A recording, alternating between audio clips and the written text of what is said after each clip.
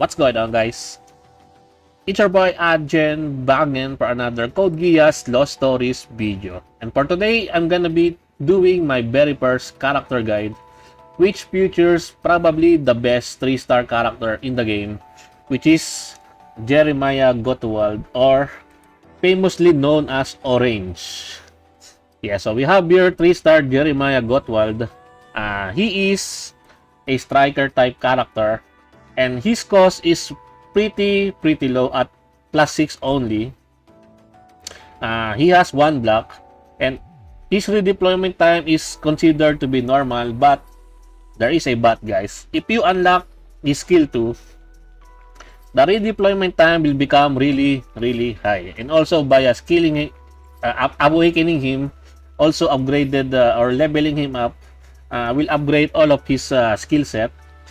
And what makes Jeremiah Gottwald the best 3-star in the game?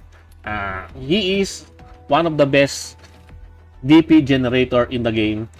Even up to now in JP, I believe he's still one of the best, if not the best, DP generator in the game. So his skill 1, recover DP on deployment, really high. This one, the skill 1, increases deployment points by 21 upon placement. This one is not the maximum yet because I have not fully maxed out my Jeremiah, but this one can still go up by leveling him up to level 99. If you fully max out a character at level 99, all of their skill sets will also increase, because that is what the limit break is for, giving them some upgrades on their skill set and also increasing their levels and stats. And then his skill 2, as I've said earlier, the rapid relocation, really high. This one reduces this unit's redeployment time by 29.2% during combat. How to use Jeremiah Gottwald? You might be wondering how to use the best 3-star in the game. I'm gonna be showcasing you how to fully use him in battle, and what are some really nice shenanigans for you to be able to abuse by using him in battle. So let us go ahead and do one battle here. I'm not gonna be showing you how to clear the stage. I'm just gonna be showing you how to use Jeremiah Gottwald in this type of in every battle, how I use him. Okay, the conditions are met.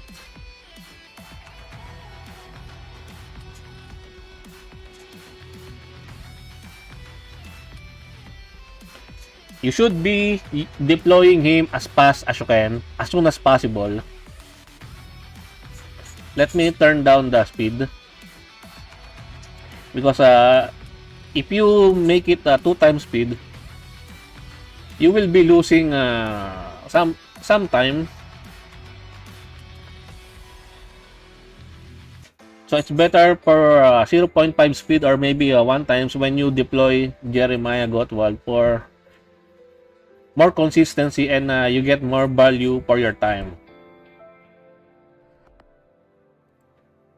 So there you go. I turned down the speed to 0.5 so that I can maximize how to deploy and redeploy my Jeremiah Gottwald. So the first thing that you should do when you try to play Jeremiah Gottwald is deploying him as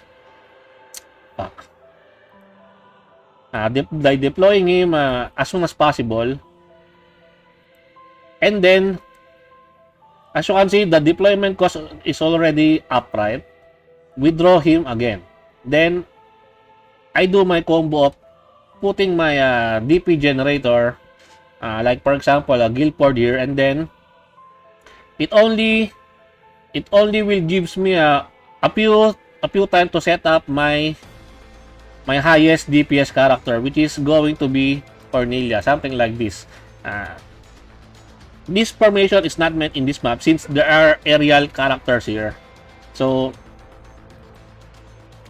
but you get the point, right? You get the idea of how I am utilizing Jeremiah Gottwald to set up my really nice high cost characters in the field as early as possible, because if you don't have uh, high global cost or high deployment cost, you cannot deploy your best characters as early as possible, right? You will be waiting some time for you to be able to deploy your best characters in the field.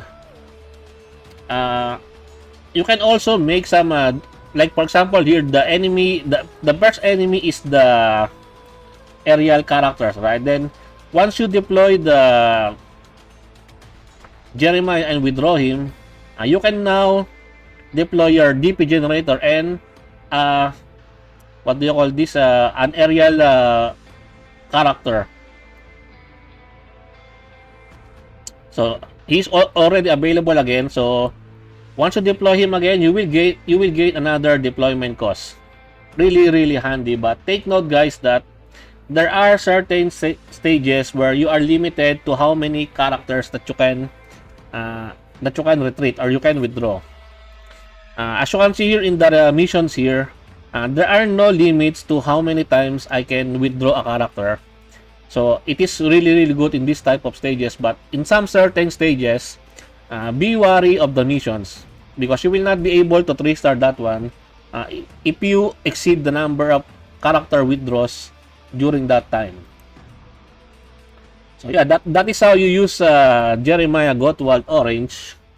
Now, what are the best nightmare frames for Jeremiah Gottwald? Some of you might be wondering, what are the best nightmare frames to use for Jeremiah Gottwald? In my cases, I use a low cost nightmare frame for him, depending also on the enemies. Like for example, in that stages that I show you, there are some aerial characters, right? So I use this one, the glass go with that can target aerial characters. This one only has +4 cost, because if you use his signature nightmare frame, it costs +8, right? So it will deduct more deployment cost to your team during the battle. So the low cost, the better, because +4 cost is already pretty darn good, and you will be able to do some really nice shenanigans like I did, like deploying my Guildford then follow up by Cornelia. So be mindful on the cost of the nightmare frames that you are trying to equip. But if you want some damage for your Jeremiah, then his signature nightmare frame is good for him. And aside from that one, I think those are just it all comes to your own preferences, by the way.